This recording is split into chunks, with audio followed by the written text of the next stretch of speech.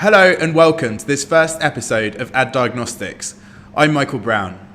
In this series of interviews, I'll be speaking to some experienced and fascinating figures in the world of advertising research, hoping to pick their brains and to discover which are the best methodologies towards measuring video creative. In other words, trying to find out how to tell a great TV ad. For this first interview, I'm here at the global headquarters of a company called Unruly. Unruly are in the business of making videos go viral and of creating experiences that bring together consumers and brands through social video. And it seems they're doing a very good job of it too. In fact, just last week, the Wall Street Journal reported a 23% increase in revenues year on year for 2014. Namely, I'm joined today by Ian Forrester, who's Insight Director here at Unruly. So, Ian, how are you? I'm very well, Michael. How are you doing? Very well, thank you. Thanks for making time, Ian. I think for our first question, it'd be great to find out a little bit about what Unruly does in your perspective. Yeah, sure, absolutely. So, Unruly is an online video distribution company.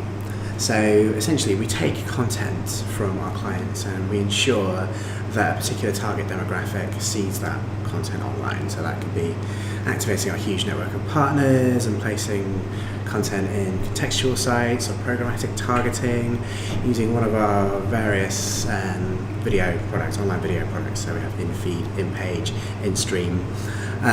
So that's kind of the core part of our business. Yeah. But also an important part of our business is the insight side. So you may be aware of our video chart. So that's really Unruly's heritage, its history. Yeah. We created the viral video chart to see what's trending at the moment. So consumers can go on there and they can see what are the most shared videos in the last week or last month or last year or whatever it might be. But having created that website, brands started to come to us and say, okay, that's fine, I can see my content is placing at the top of the viral video chart, which is brilliant, but what is it about that content that made it perform in that way? Yeah. And that's when we started thinking, okay, well, what is the secret of viral success? How can we unpick what's good about the strong videos and make sure that brands can repeat that success? And on the basis of that, we've created a product called ShareRank. Yeah. So that's our content testing tool, Yeah. which we can use to test the virality or shareability of a piece of content. Yeah. And that, a lot of the work that we put into ShareRank and a lot of the work we do with different academic institutions to test various hypotheses as to the key drivers of shareability, that's what's going to inform my opinions that I'm going to give you today. Yeah, okay. So Ian, for this second question, could you please tell us what your very favourite ad is? So TV ad or video ad?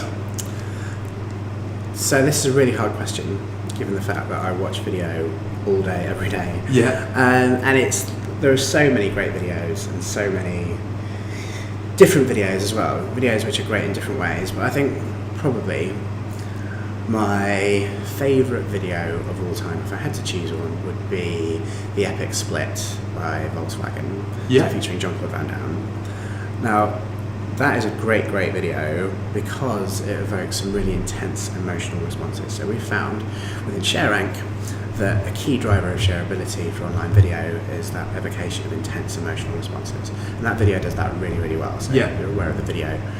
Jean-Claude Van Damme doing the splits on a couple of Volvo trucks, going backwards.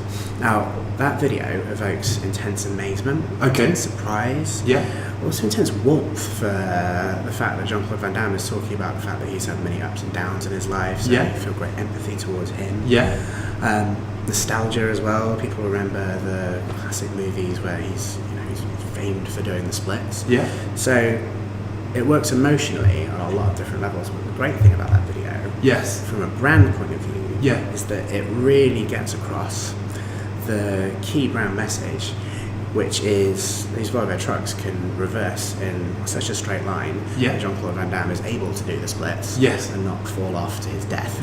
So not only does it have that intense evocation of emotional responses, but it's also getting across that product message, which is absolutely key. A lot of videos we see are lovely, beautiful stories, but they don't always have a strong product message contained within the video. That one definitely does. Cool. Which is why it's my number one. Excellent, thank you. So Ian, for our next question, we'd love you to take a look at this ad and then share some thoughts on it. So this is an ad for KLM, which is currently doing really well in the Unruly viral video chart. And we'll be really keen to get your thoughts on it and why you think it's gone viral. Ja, ontzettend leuk. Persoonlijk vind ik hem gewoon een aanwinst voor het bedrijf. En hij kan ook echt iets wat niemand anders kan. Ons primaire doel is om gevonden voorwerpen zo snel mogelijk terug te brengen naar de eigenaar. We houden daarvoor social media in de gaten en de crew die na elke vlucht het vliegtuig checkt. Ik vind het ook wel heel erg leuk dat we natuurlijk een beetje hulp daarbij krijgen.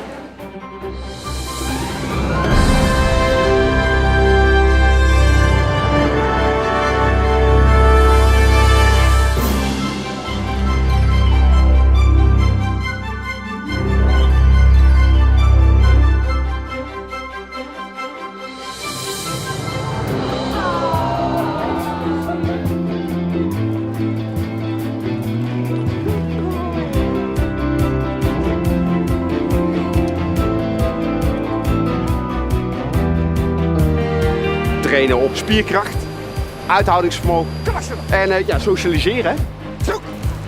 Ja, en als je die reacties ziet, dan is dat eigenlijk wel heel mooi.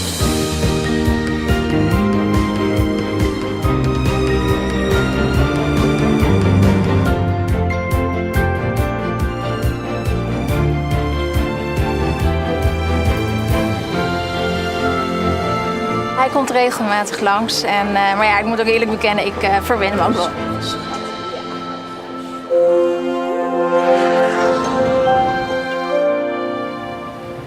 Mind your step.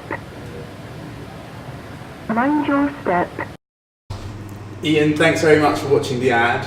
What are your thoughts on why it's proven a particularly effective piece of creative? Well, it's a lovely piece of content. From my point of view, it's evoking intense feelings of warmth, happiness. It's obviously a cute dog. Returning lost items to their owners, you know, there's always going to have nice feelings of warmth in there. Yeah. The fact that he's giving stuff to kids as well, so it's not just, you know, adults whose stuff he's finding, but he returns a little soft toy to a child, that kind of brings a bit of added cuteness to it. Yeah. So nice emotional responses. It also has a nice product message in there as well. Yeah.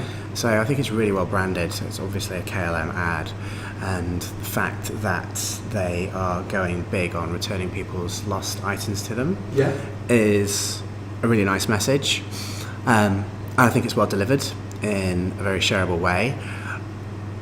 Personally, I might question the use of the dog in that sense though, because I could be wrong, but I doubt they really have dogs returning lost things to the thing's owners in like kind of a real-time setting in an airport. I might be wrong, but you know, that I can imagine certain viewers thinking, well, actually, is this happening? You know, is this the main technique that they're using to get my stuff back? Yes. In which case, what if I've left the airport? What if I don't like dogs, or if I'm allergic, and all that kind of stuff? Yeah. I don't think that's the point of the video, Yeah. and I can see what the point is, but I would caution KLM against. They should be aware that some people might have that reaction to the video. Cool, thank you. So Ian, for our very final question, what would you say is the best methodology to measure video creative? So fairly obviously I'm going to say share rank is the best way to measure video creative.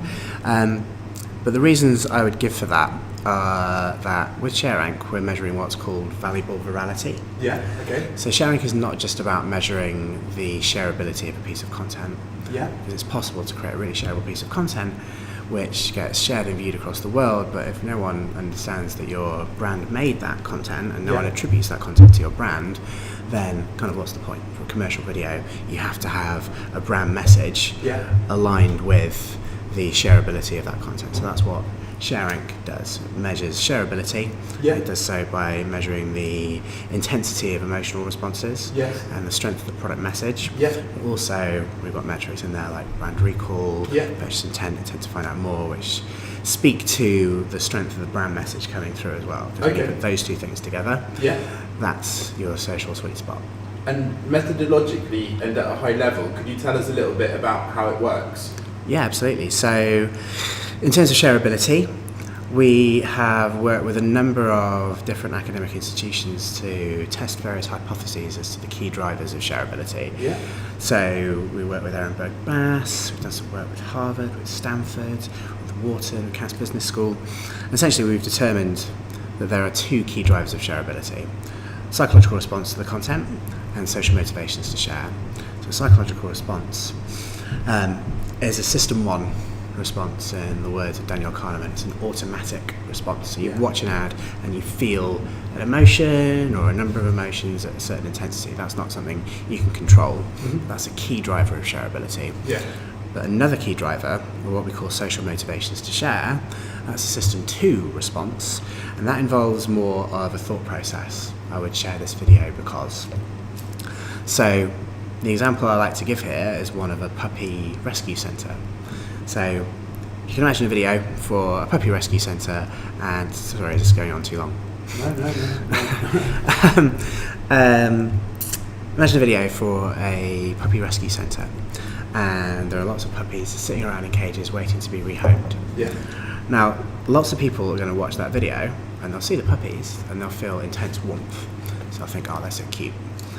But different members of the audience are going to share that video for different and more personal reasons. Yes. So perhaps I'm a dog lover and I know other people who love dogs. I'm going to share that video with them to connect about our shared love of dogs. Yeah. So that's what we call shared passion. Or perhaps I want to ask other people's opinions about why these dogs find themselves in this horrible situation. That'll be sharing for reasons of opinion seeking. Or perhaps I want to try and do a good thing and help the puppies get rehomed. That'll be sharing for reasons of social good. It's for a good cause. So we advise brands when they're creating video to think about both of those two elements. Think about the psychological responses, which are best aligned with your core brand values and best tell your brand story, and evoke those as intensely as possible in as many of the audience as possible. But also think about your social motivations and think about briefing your creative agency based on eliciting those 10 key social motivations which we've identified. Because if you start the creative process in that mindset, then you're much more likely to have a really strong social video at the end of it. Excellent, thank you. Thanks very much, Ian, that's all. You're welcome. Thanks, Michael.